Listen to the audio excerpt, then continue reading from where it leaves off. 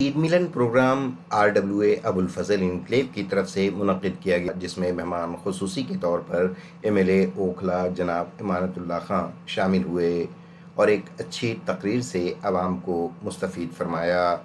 अपने इलाके की तमाम परेशानियों से लोगों ने भी इमानतुल्लाह खां को बाखबर किया।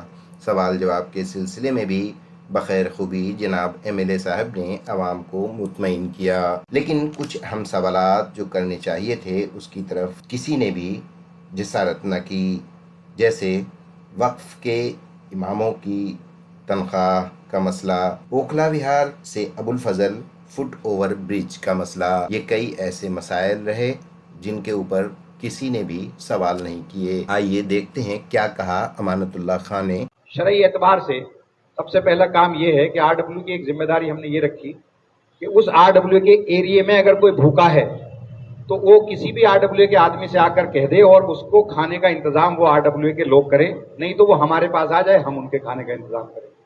वहां पर अगर कोई नशा करता है तो उनको पता होना चाहिए कि इस मोहल्ले का ये बच्चा नशा करता है, तो उसको छुटकारे के लिए कुछ ना कुछ हमें इंतजाम करना चाहिए। उस मोहल्ले में कितनी दुकान है उन्हें पता होना चाहिए, कितने होटल है उन्हें पता होना चाहिए, कितने इंक्रोचमेंट कर रखा है उन्हें पता होना चाहिए। एक आदमी ने 8 बाई 8 की दुकान खरीदी है, 10 फीट बाहर बढ़ा लेता है, तो ये नहीं होना चाहिए। अगर उसने 8 फीट की दुकान खरीदी है तो उसे 8 फीट की दुकान के अंदर ही रहना चाहिए।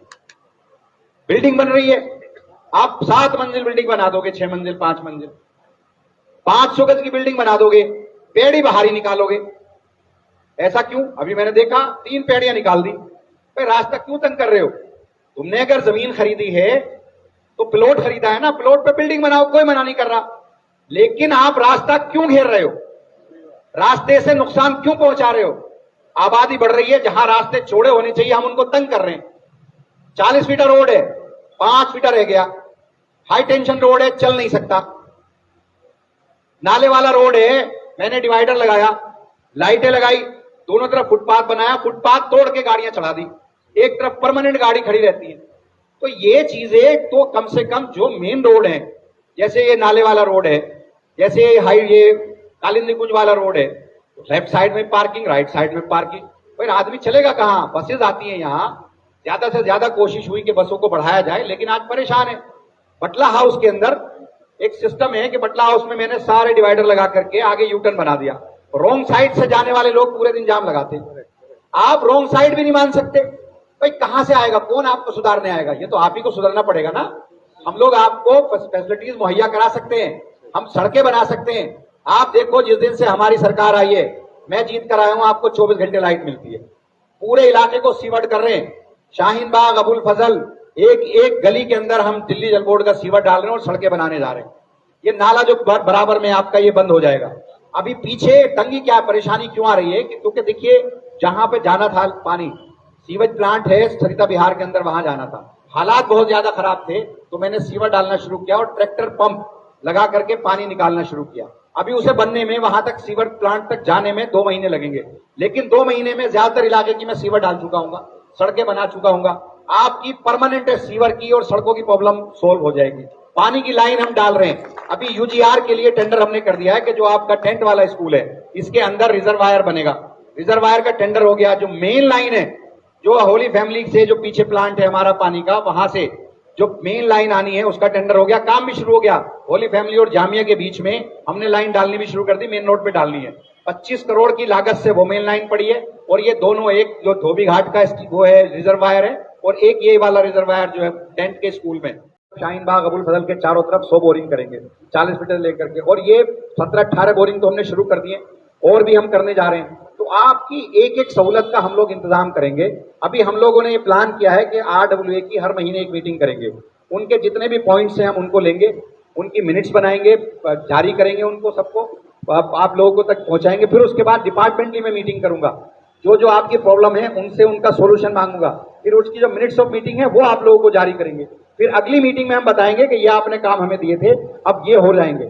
लेकिन ये आप लोगों को सहयोग देना पड़ेगा, सफाई का ध्यान आपको खुद करना पड़ेगा। एक RWA इसके अंदर जो रिफॉर्म के अंदर 200 रुपया पर घर वो लेते हैं, एक भी आपको कूड़ा नहीं मिलेगा वहां, वो सफाई करते हैं।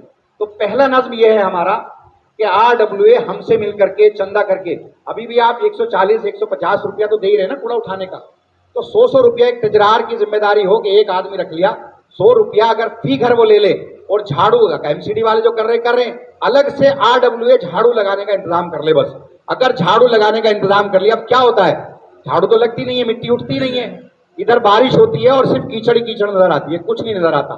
सड़क कितनी भी तेज ताजा बनी हो, अभी मैंने पीछे पूरी सड़कें में बना रहा हूं, कहीं सफाई नहीं होती, झाड़ू नहीं लगती। तो झाड़ू का निजाम आप लोगों को अपने हाथ में लेना पड़ेगा, आवाम को साथ में आना पड़ेगा।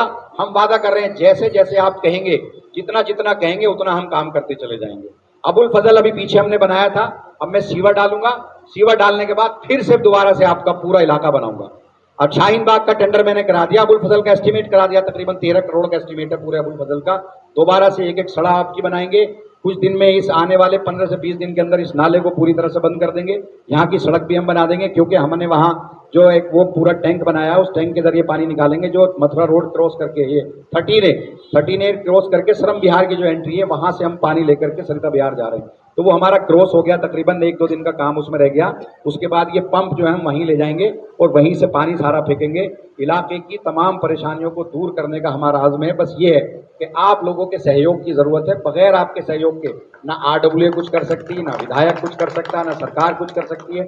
सरकार आपको सहूलत मुहैया करा सकती है, लेकिन साथ आपको देना पड़ेगा। शुक्रिया। इन्हीं बातों के साथ मैं अपनी बात को खत्म। नंबर पे वहाँ पर जो वो आसिफ भाई के घर से इधर से आते हैं, तो वो भी ट्रक खड़े होते हैं, ठीक है, बहुत सारी ट्रक है वहाँ पर खड़े हो रहे हैं, और वो शायद पैसा भी देते हैं वहाँ पर। तो जब वो ट्रक खड़ा करने के लिए जगह मिल सकती है, तो क्या अगर हम सब मिलकर के चाहें तो क्या वहाँ पर कूड़ा करनी पड़ सकता है? वो भी तो प्राइवेट खड़ा कर रहे हैं ना, सरकारी तो खड़ा कर नहीं रहे हैं, क्योंकि हमें 8 नंबर पर बहुत ज़्यादा प्रॉब्लम हो रही है।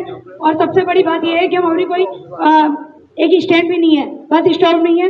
हमारे पास स्टॉप खड़ा करने के लिए भी बच्चे हमारी रोडों में खड़े होते हैं, और मैं एक सोशल एक्टिविस्ट हूँ, तो मेरे पास काफ़ी लोगों की प्रॉब्लम्स आती हैं। और जब स्कूल जाती हैं बच्चे, तो वहाँ पर रोडों पर खड़े होते हैं, और वहाँ पर एक बस स्टॉप भी नहीं है। तो जब रोड खड़ा हुआ, ट्रक खड़ी करने के लिए जगह मिलती है, तो क्या वहाँ पर हम कूड़ा करने बनवा सकते हैं? मैं यही पूछना चाह रही हूँ मानव भाई, आप इसके जवाब देंगे आप? वो जो है ना, असल में इलीगल चीज खड़ी है। अब ये अगर हमें बनाना होगा तो उसके लिए हमें NOC की रिक्वायरमेंट होती है।